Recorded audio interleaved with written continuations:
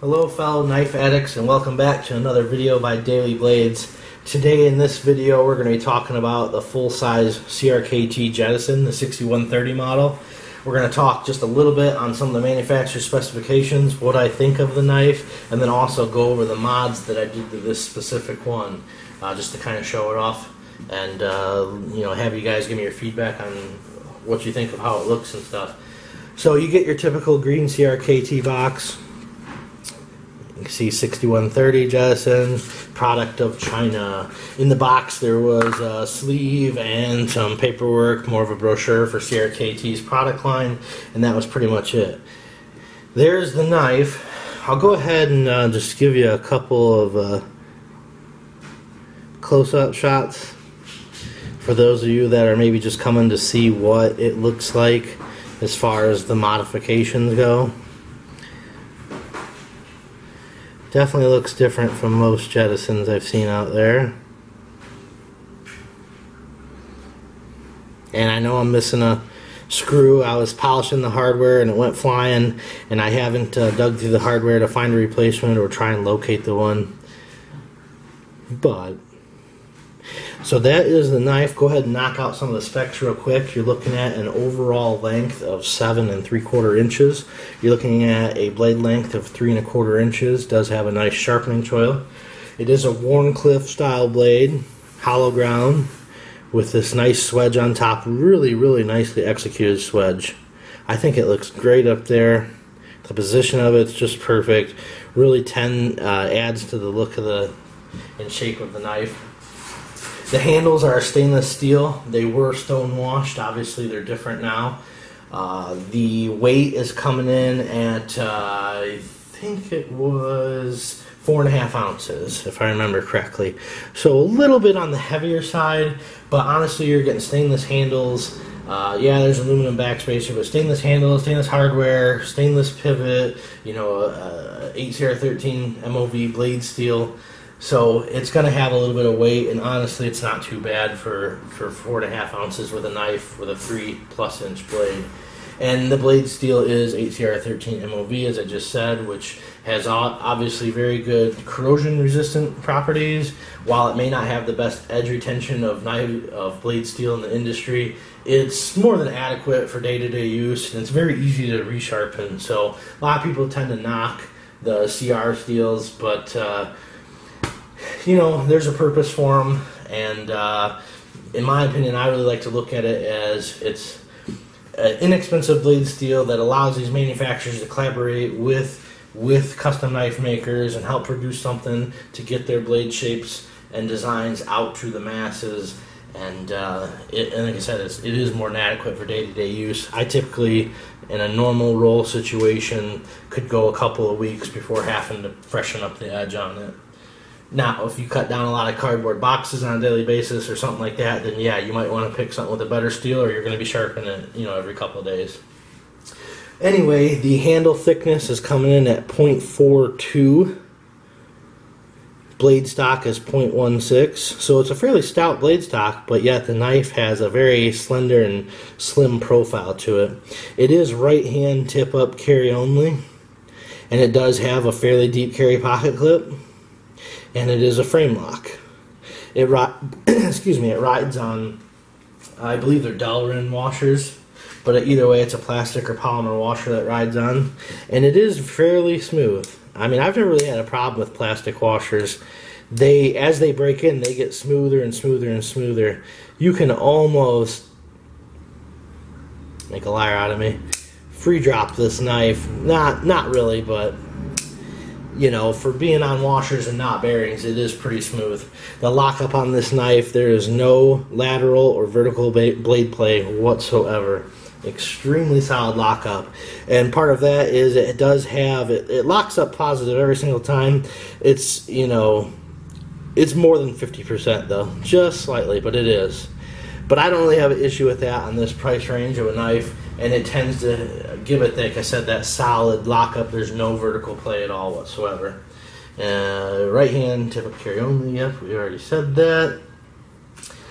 So this knife is designed by Robert Carter. He also has the smaller Jettison, which has titanium handles. It's more of a keychain knife. I've done a review on that, as well as a video showing some of the modifications I've done, I think. Very, very cool knife designer and maker. His father and grandfather is Joe and Mel Pardue. And I've seen videos of Robert Carter, as a young teenager, making blade steels and quenching steels and doing things. So he's been around this for a very long time. He knows what he's doing, and his designs are just fantastic. I think most people will probably know him for his Ontario knife company, Carter Prime. It's either a love or hate knife. I tend to love that knife because it's a blank canvas for me to do my modifications on. I have a couple videos that you can look for showing some of the work I've done on a couple different ones. But I really like his designs. They tend to be, I don't want to call them overbuilt, but they're built very well. But they have this simplisticness to them. There's not a ton of parts, and they're just clean lines, elegant, and being simple, it ends up looking really good. Like, to me, this is one of the more aesthetically pleasing knives, in my opinion, on the market. Regardless of price, size, weight, materials, just purely aesthetics, this is a knife that, to me, I think is very good looking. With that oversized pivot, it kind of reminds me of something like from John Gray or something like that. But I really, really, really like it. I'm really looking forward to seeing not only what he does in the custom world, but as far as his collaborations with manufacturers and stuff. But so yeah, again, this knife for me is just a winner. Feels really good in the hand, good crisp action. Responds to as far as a light switch or adding some downward pressure to it, it flies out of there. Solid positive lockup every single time. The handles with this curvature to them fit my hands very good.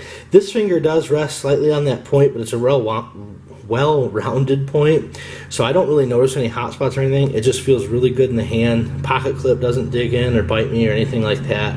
Maybe could benefit from some slight micro groove jimping on the top here, just because the blade is a little slick. But I never actually, in any cutting task I've done, had any issues with it or anything like that. It's just something that they could have added that maybe would just offer a little more bite, but not a huge issue. As far as the handles go, they were a stone wash finish. They were a little bit slippery out of the box. Because of this acid wash I've done, it's kind of given them some texture, so they have some good traction to them as well for being, rounded and smooth. Really not going to get into a full review on the knife, just let you know that I do like it. I think for the money, you can pick one up for it. It's worth getting one. Have a flipper in that price range that's frame lock, that's designed by an up-and-coming knife designer and maker. And I don't know, it is what it is. Obviously, I can't sit here and talk about all the great materials that they use and stuff like that. But for the materials that they had, I think it's materials they chose to use on it. It's a well-executed knife, coming in at a price range from like $28 to $32. I think it's a heck of a deal, and I personally will always have one in my collection. That's how good I think of the knife. So, to get on to what I've done to the knife, first thing I did was I blew the knife apart. I had made my own ferric chloride a couple of weeks ago, so I did an acid wash on the handles, and then I tumbled them in peach rock, just to kind of give them, see if we can get the focus, just to give them some pattern, some flecking in there. And like I said, as well as aesthetics, it gave some functionality because now they're not quite as slippery and offer a little bit more traction. So that was definitely a plus. I polished the pivot hardware back there, the back spacer, which has oils all over it now from handling it, and the pocket clip. Pocket clip also had CRKT on it, so I went ahead and ditched the lettering on there and then did the polish that you see here. On the blade, it had CRKT on the left side, said Jettison on the right side, maybe a Carter design or something to that effect, and it had the model number down here. And what I did there was hand rubbed to get that hand rub finish and also strip that writing off. I just noticed today you can still ever so slightly in the right light see CRKT on this side right there. but it's kind of like ghosted in, so it kind of looks cool. You really don't see it in most lights, but really cool blade shape on this knife. And I'm fairly new to the hand rub. I'm still working out my methods and perfecting how I achieve it. But I really think for one of the earlier models or earlier knives that I've tried this on, that it came out very good.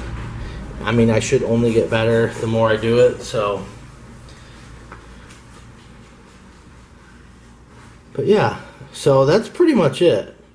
Polished some parts, ditched the lettering, which really just makes this blade come alive, in my opinion. Makes it pop, really shows off the aesthetics of it, really shows off that swedge on top. Your eye isn't caught by any lettering. And no offense to manufacturers that do that. I mean, some go overboard with their markings on their blades and stuff.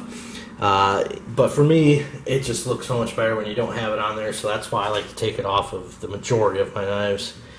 But yeah, and then the acid wash handles tumbled. And really, you took a knife that, you know, you can find for, like I said, like 28 bucks if you shop around. To take a knife like that, spend a couple hours on it, and have something like this that really, in my opinion, looks a lot more like a full, I wouldn't call it like a full custom or anything, but it definitely looks like a custom knife, in my opinion. It definitely looks a lot better. It was already a really good looking, really good looking knife, but now it looks even better. So, and also I posted pictures on my Instagram and some of the Facebook groups I belong to and stuff, and it seems like a lot of people really liked what I did to this knife. So I think what I'm going to do is, which this knife is actually up for sale right now if anyone's interested, but I had bought a couple more and I have a few more coming. So altogether I think I have like maybe 5 or 6 of them. And I think what I'm going to do is customize them all similar to this one. There might be some file work on the blade or on the backspacer, or I might polish the handles and then acid wash the opposite parts. Not really sure what I'm going to do yet, but they'll all be of similar style and taste. And I'm going to offer them for sale for somewhere between the $50 to $60 price range. So really I'm only asking, you know, $20 to $30 for the work that I'm doing. And you get yourself a really cool looking, you know, custom little knife.